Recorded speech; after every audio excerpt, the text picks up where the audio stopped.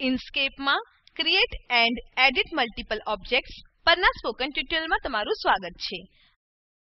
આ ટ્યુટોરીયલમાં આપણે શીખીશું ઓબ્જેક્ટો કોપી અને પેસ્ટ કરવા, ઓબ્જેક્ટની નકલ અને ક્લોન બનાવતા, વિવિધ ઓબ્જેક્ટને જૂથ અને ક્રમમાં બનાવવું, મલ્ટિપલ સિલેક્શન અને ઇન્વર્ટ સિલેક્શન, ક્લિપિંગ અને માસ્કિંગ. આ ટ્યુટોરીયલ રેકોર્ડ કરવા માટે હું વાપરી રહી છું ઉબુન્ટુ લિનક્સ 1204 ઓપરેટિંગ સિસ્ટમ, ઇન્સ્કેપ આવૃત્તિ 048.4. ડેશ હોમ પર જાઓ અને ટાઈપ કરો ઇન્સ્કેપ. તમે લોગો પર ક્લિક કરીને ઇન્સ્કેપ ખોલી શકો છો. ચાલો પહેલા બનાવેલી assignment_1.svg ફાઈલ ખોલીએ. મેં તેને મારા ડોક્યુમેન્ટમાં સંગ્રહી હતી. પહેલા આપણે શીખીશું ઓબ્જેક્ટને કોપી અને પેસ્ટ કરતા. આવું કરવા માટે આપણે પહેલા ઓબ્જેક્ટને પસંદ કરવું પડશે. તો પંચકોણ પર ક્લિક કરો. હવે તેને કોપી કરવા માટે તમારા કમ્પ્યુટર પર Ctrl+C દબાવો. હવે પેસ્ટ કરવા માટે Ctrl+V દબાવો. તમે કેનવાસ પર પંચકોણની નકલ જોઈ શકો છો. ઓબ્જેક્ટની નકલ બનાવવાના હજુ 3 રીત છે. આ તમામ 3 મેથડોમાં ઓબ્જેક્ટની નકલ મૂળ ઓબ્જેક્ટની બરાબર ઉપર બને છે. પહેલા મેથડને પેસ્ટ સ્પેશિયલ કહેવાય છે. યાદ કરો, ઓબ્જેક્ટને કોપી કરવા માટે આપણે પહેલા જ Ctrl+C દબાવ્યું છે. જે જગ્યાએથી ઓબ્જેક્ટ કોપી થયું હતું બરાબર એ જ જગ્યાએ તેને પેસ્ટ કરવા માટે Ctrl+Alt+V કી દબાવો. કોપી કરેલ ઓબ્જેક્ટને ખસેડો જેથી તેની નીચે આવેલ મૂળ ઓબ્જેક્ટ દેખાય. ચાલો આ બે ઓબ્જેક્ટોને ખસેડીને તેના બાજુએ મૂકીએ. બીજું મેથડ ડુપ્લિકેશન કહેવાય છે. નકલ માટે આપણે પહેલા ઓબ્જેક્ટને કોપી કરવાની જરૂર નથી. પંચકોણને પસંદ કરો અને કીબોર્ડ પર Ctrl+D દબાવો. હવે મૂળ પંચકોણ પર તેની એક નકલ બને છે. મૂળ પંચકોણને જોવા માટે ચાલો ઉપર આવેલ નકલ ઓબ્જેક્ટને ખસેડો. નકલ ઓબ્જેક્ટમાં કરેલ ફેરફાર મૂળ ઓબ્જેક્ટને અસર કરતા નથી. ચાલો તેના રંગને લીલા બનાવીએ. તેનું માપ ઘટાડીને તપાસ કરીએ. ત્રીજું મેથડ ક્લોનિંગ કહેવાય છે. એલિપ્સ પર ક્લિક કરો અને ક્લોન બનાવવા માટે Alt+D દબાવો. પહેલાની જેમ જ ક્લોન કરેલ ઓબ્જેક્ટ બરાબર મૂળ ઓબ્જેક્ટની ઉપર બને છે. ચાલો તેને દ્રશ્યિત કરવા માટે આને બાજુએ ખસેડીએ. નોંધ લો, ક્લોન કરેલ ઓબ્જેક્ટ હંમેશા મૂળ ઓબ્જેક્ટથી જોડાયેલ રહેશે. મૂળ ઓબ્જેક્ટ તેનું પેરેન્ટ કહેવાય છે. મૂળ ઓબ્જેક્ટમાં કરેલ કોઈપણ સુધાર જેમ કે માપમાં, રંગમાં વગેરે તેને ક્લોનને અસર કરશે. ચાલો મૂળ ઓબ્જેક્ટનો રંગ ગુલાબી કરીએ. તેને ફેરવીએ અને માપ બદલીને આને તપાસ કરીએ. અવલોકન કરો, ફેરફાર સમાન રીતે ક્લોન કરેલ ઓબ્જેક્ટમાં આપમેળે અસર થાય છે. ઓબ્જેક્ટને મૂળ ઓબ્જેક્ટથી છૂટું પાડવા માટે પહેલા ક્લોન પસંદ કરો અને ત્યારબાદ Shift+Alt+D દબાવો. હવે મૂળ ઓબ્જેક્ટને ફરીથી પસંદ કરો અને તેનું માપ બદલો. અવલોકન કરો, ક્લોન કરેલ ઓબ્જેક્ટની કોઈ પણ અસર થતી નથી.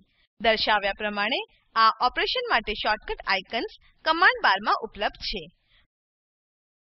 મલ્ટિપલ ઓબ્જેક્ટ પસંદ કરવા માટે Shift કી દબાવી રાખીને તમને જોઈતા ઓબ્જેક્ટ પસંદ કરો. પ્રથમ હું એલિપ્સ પસંદ કરીશ, ત્યારબાદ હું Shift કી દબાવી રાખીશ અને બીજું એલિપ્સ પસંદ કરીશ. બંને ઓબ્જેક્ટો પસંદ થયા છે તેની નોંધ લો.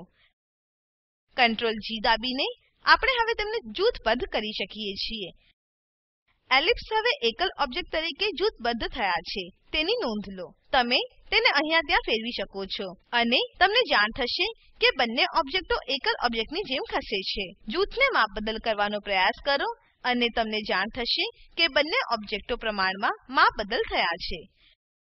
રંગને ભૂરો કરો અને જુઓ, બંને ઓબ્જેક્ટોનો રંગ એક સમાન બદલાય છે.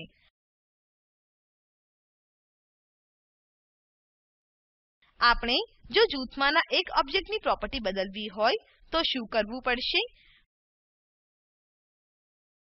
જૂથમાં એક ઓબ્જેક્ટને પસંદ કરવા માટે કંટ્રોલ બટન દબાવો અને ઓબ્જેક્ટ પર ક્લિક કરો. આ ક્રિયા વડે આપણે જૂથમાં દાખલ થઈને વ્યક્તિગત ઓબ્જેક્ટો પસંદ કરીએ છીએ. જૂથમાંથી બહાર નીકળવા માટે કેનવાસ પર કોઈપણ ખાલી જગ્યાએ ક્લિક કરો. ઓબ્જેક્ટને જૂથમુક્ત કરવા માટે પહેલા જૂથ પસંદ કરો અને Ctrl+Shift+G કી દબાવીને અથવા Ctrl+U કી આમાંની કોઈપણ એકને દબાવો. હવે એલિપ્સ જૂથથી મુક્ત થાય છે. આ ઓપરેશનો માટે શોર્ટકટ આઇકનો દર્શાવ્યા પ્રમાણે કમાન્ડ બારમાં ઉપલબ્ધ છે. કેનવાસ પર તમામ ઓબ્જેક્ટો પસંદ કરવા માટે Ctrl+A કી દબાવો. તમામ ઓબ્જેક્ટોને નાપસંદ કરવા માટે કેનવાસ પર આવેલ કોઈપણ ખાલી જગ્યા પર ક્લિક કરો. આપણને જો કોઈ એક છોડીને બાકી તમામ ઓબ્જેક્ટો પસંદ કરવા હોય તો આપણે ઇન્વર્ટ સિલેક્શન વિકલ્પ વાપરી શકીએ છીએ. માની લો કે આપણે એરો સિવાયના તમામ ઓબ્જેક્ટો પસંદ કરવા છે. તો પહેલા એરો પર ક્લિક કરો. હવે એડિટ મેનુમાં જાઓ અને ઇન્વર્ટ સિલેક્શન પસંદ કરો. કેનવાસમાંના તમામ ઓબ્જેક્ટો એરો સિવાય હવે પસંદ થયા છે તેની નોંધ લો. હવે ચાલો શીખીએ કે ઓબ્જેક્ટને કેવી રીતે ક્રમબદ્ધ કરવા. ચાલો હું નાના પંચકોણને મોટા પંચકોણની ઉપરની બાજુએ ખસેડું. હવે ચાલો એક સ્ટાર દોરીએ અને તેને નાના પંચકોણની ઉપર બાજુએ ખસેડીએ.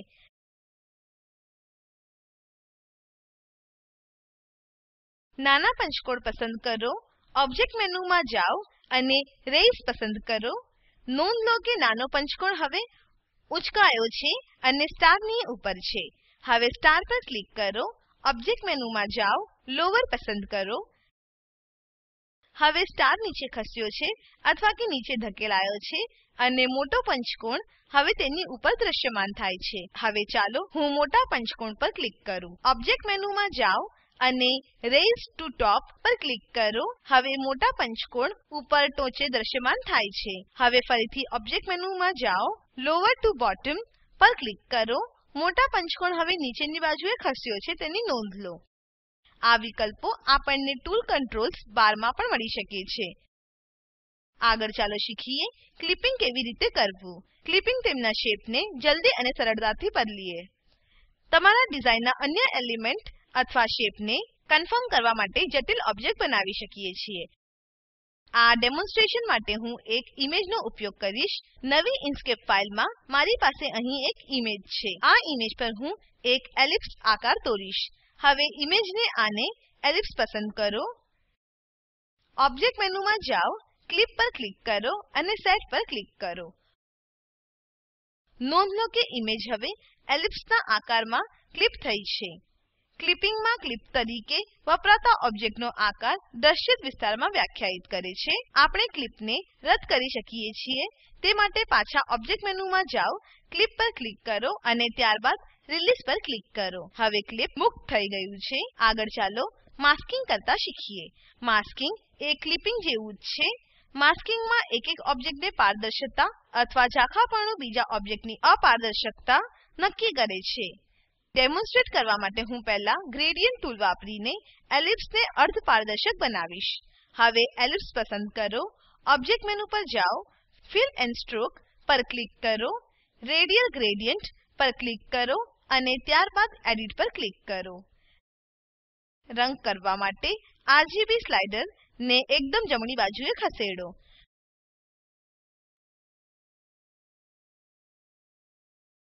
સ્ટોપ ડ્રોપ ડાઉન એરો પર ક્લિક કરો અને બીજું સ્ટોપ પસંદ કરો. રંગ કાળો બદલી કરવા માટે RGB સ્લાઇડર્સ ને એકદમ ડાબી બાજુએ ખસેડો અને આલ્ફા ની વેલ્યુ 255 કરો. વચ્ચે હજુ એક રંગ ઉમેરવા માટે એડ સ્ટોપ પર ક્લિક કરો. નોડ ટૂલ પર ક્લિક કરો અને હીરાવાળા હાથાને ટોચની તરફે ખસેડો. હવે ઇમેજને એલિપ્સ પસંદ કરો. ઓબ્જેક્ટ મેનુ પર જાઓ, માસ્ક પર ક્લિક કરો અને ત્યારબાદ સેટ પર ક્લિક કરો. માસ્ક ઇમેજ પર બને છે તેનું અવલોકન કરો. નોંધ લો કે ઇમેજ માસ્કિંગ ઓબ્જેક્ટની પારદર્શકતા પ્રોપર્ટી લે છે જેને એલિપ્સ છે.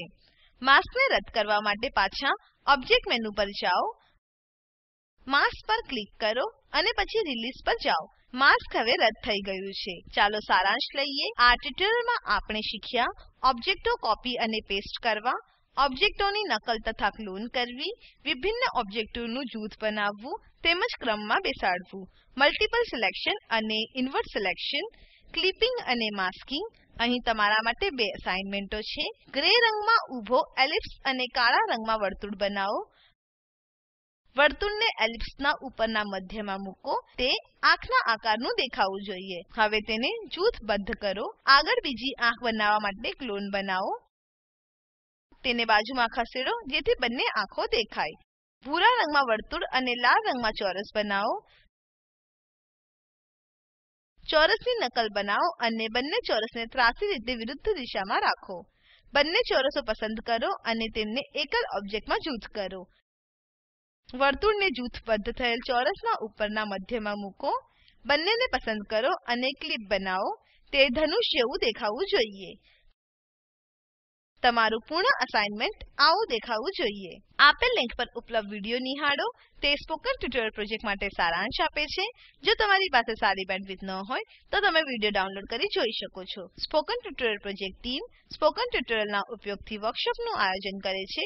જેઓ ઓનલાઈન પરીક્ષા પાસ કરે છે તેઓને પ્રમાણપત્રો આપે છે. વધુ વિગતો માટે contact@spoken-tutorial.org પર સંપર્ક કરો. Spoken tutorial project A talk to a teacher પ્રોજેક્ટનો એક ભાગ છે જેને આઈસીટી એમએચઆરડી ભારત સરકાર મારફતે શિક્ષણ પર નેશનલ મિશન દ્વારા આધાર અપાયેલ છે. આ મિશન પર વધુ માહિતી આપેલ લિંક પર ઉપલબ્ધ છે. આઈઆઈટી બોમ્બે તરફથી ભાષાંતર અને રેકોર્ડિંગ કરનાર હું જ્યોતિ સોલંકી વિદાય લઉં છું.